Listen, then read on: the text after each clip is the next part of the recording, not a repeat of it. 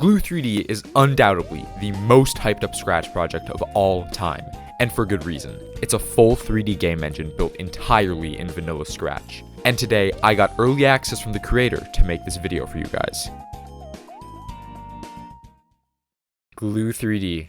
This is probably the video that I've wanted to record the most. Gloob is letting me make a video on this so that I can show this off to you. So we need to configure an engine.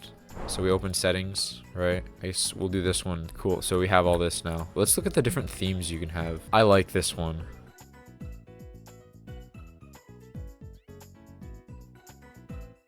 So I should get into making a game in Glue 3D. I'm gonna make a folder, models.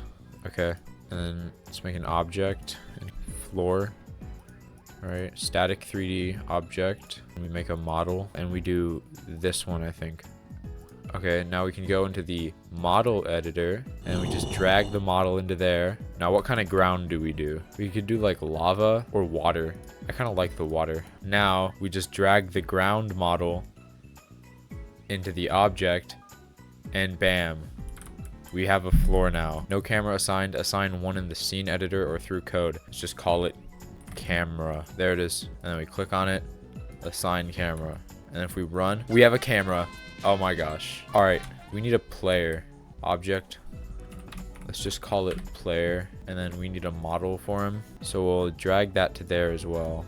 And now we go into the script editor and we do like cam script or something. Now this is actually crazy. You can either do block coding just like Scratch, or you can do text coding. That's actually crazy. And it's so fluid. So I guess we gotta make a camera. So let me see if I can remember how to do this. I know we need a forever set camera, and then what, like third person? Object will be player. All right. I don't know. No, it doesn't work. Okay, I don't remember how to do this. I gotta figure this out. So we don't need that. That's pointless. This needs to be in a forever, and it still doesn't work. Maybe the player needs an object or a model. Let's try making a player. All right, so we do some of this, right? And there we go. We have a square, and now we put some more points, and then we do V to align it. There we go. Actually, I did that wrong. Luckily, you can undo, except I undid too many. But you can undo with ~Z. Okay, so there's our player model. It still doesn't work. How did I get it to follow the player? Last time I did this, how did I do it? Okay, let's just try to get player movement going because I can't seem to figure this out. All right, so I think we need to like do that, right? Include game. Oh wait, do you need to drag the script into the object? Yes, you do. Okay, I totally forgot. You need to drag the script into the thing. Don't know how I forgot that. Now look at that. It follows. How awesome. Okay, now let's get this movement going. Speed. Just do like 4. Turn speed. I don't know, 2. Oh, and we need movement type. I'm pretty sure it's got to be human. And now we go here and we just drag the movement into player. You need to include both physics and game. Okay, so I forgot to include physics. And that's amazing that it has error messages because I would have had no clue otherwise. Include physics. All right, now let's see. Look at that. Now I'm a little fast, but that's fine because we can fix these values. Okay, this is good. Although it is a tad boring, you know. It looks too static. So I'm gonna see if I can remember how to add squishiness. Okay, I don't remember what I'm supposed to do. Oh wait, I think we need to like edit data. You know, whatever, it's fine. We'll come back to this. Now let's get into the things that I actually know how to do. Let's get into the level design. Okay, now we make a map, right? And then we go 2D polygon. Let's do like nice brick wall. And let's make a group called A1. Now that's way too stretched out, so we're gonna do this. How tall is it? And then we do that. And there we go, that's normal.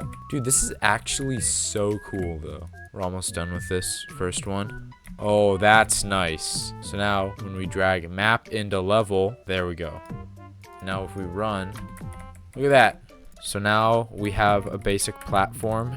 So I suppose I should also add in death for the player. And we need to grab the data of the player and we'll grab the player's Y position. If player Y is less than like 1, then edit the data.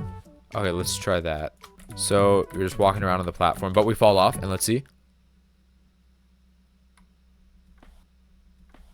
And you know why that didn't work?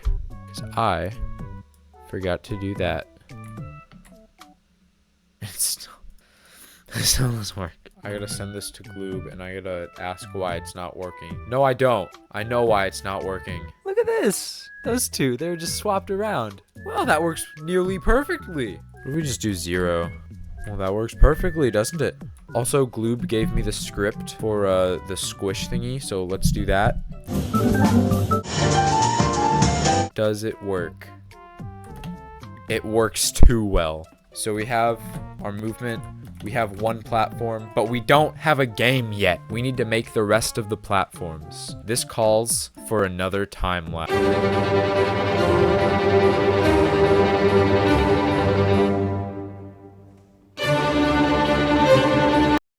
Alright, it took me 1 Stacy's Mom and 2 Frank Sinatra songs, but I finished the map. So, this is the map. It's like really simple, but I'm gonna try my hand at adding some moving things that will hopefully make it more difficult. So I'm thinking if I just make a new object and I call it like enemy, we'll just do that. We'll shove it like there.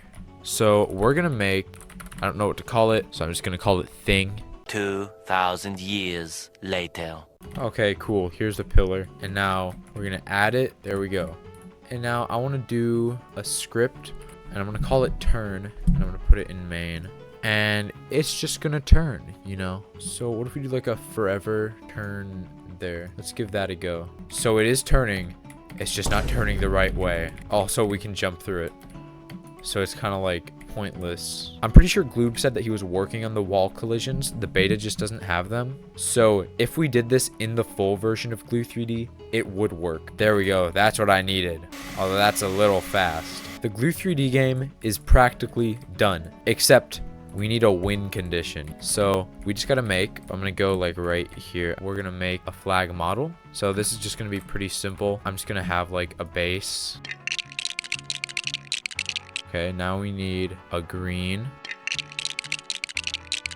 That's a pretty good flag. If you just showed me this just up on the street, you said, what's this? That's a flag. Now we need a win script. So we need to get the data of the player. Let's just test print win. Let's see if that works. So keep your eye here and let's see.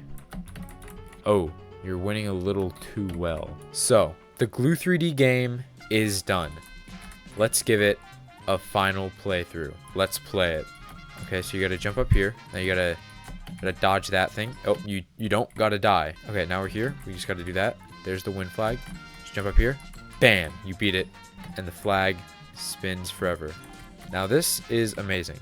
Glue 3D is so much more powerful than this. And it was made entirely in Scratch. If you want to go support Gloob, his links will be in the description below. You can also join the Glue 3D Discord server to get updates. And if you guys enjoyed, please subscribe. And I'll see you later.